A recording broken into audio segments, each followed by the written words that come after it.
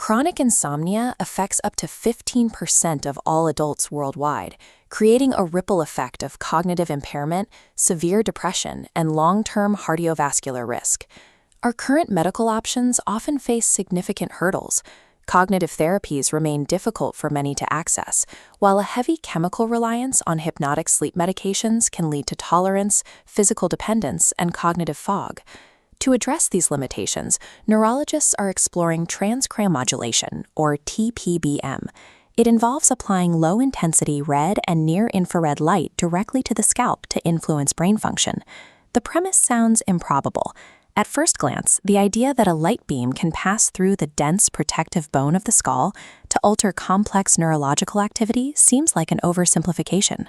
To evaluate this as a clinical intervention, we have to track the physical path of a photon as it moves from the scalp into the brain's primary metabolic engines. Light in the 600 to 1100 nanometer range has specific characteristics. These wavelengths penetrate the skull, reaching the superficial layers of the cerebral cortex. Once inside the brain, the target is the mitochondrion, specifically a key enzyme in the respiratory chain called Cytochrome C oxidase. This enzyme absorbs the photons, triggering a rise in electron transport and a subsequent increase in ATP, the molecule our cells use for energy.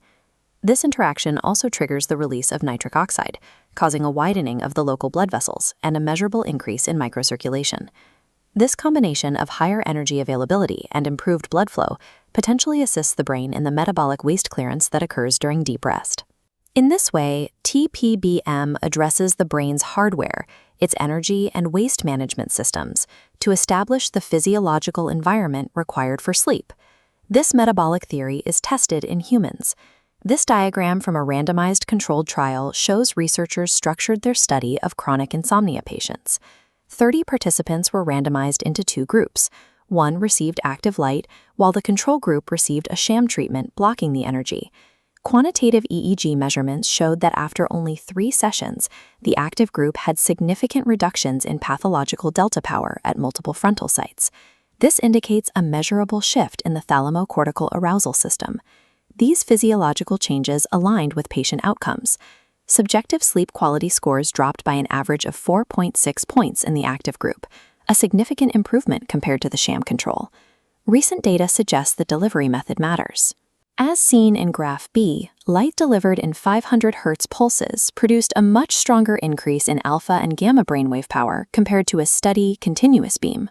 This effectiveness is linked to the quench period. Pulsing allows for a higher peak power density, driving more light into the cortex, while the brief gaps prevent any thermal buildup in the tissue. This heat map shows the resulting activation patterns. With these optimized pulsed parameters, researchers observed a 40% reduction in clinical scores for anxiety and stress. By combining a specific wavelength with a high-frequency pulse, the treatment targets the cellular and metabolic pathways that influence these arousal and emotional states. We can view tPBM as a targeted physiological tool that works by normalizing the basic bioenergetics of the brain. This approach bypasses the bloodstream entirely, providing a way to influence neurobiology without introducing external chemical compounds or systemic side effects. The future of light-based medicine depends on personalization. Physicians could potentially tune these variables, wavelength, pulse frequency, and power, to match a patient's specific neurological profile. As these parameters become standardized, the intervention for sleep and cognitive dysfunction shifts toward these precisely tuned wavelengths, targeting the underlying biological deficits directly. Light, once only a way to perceive the world, is proving to be a physical catalyst capable of influencing the brain's most vital systems.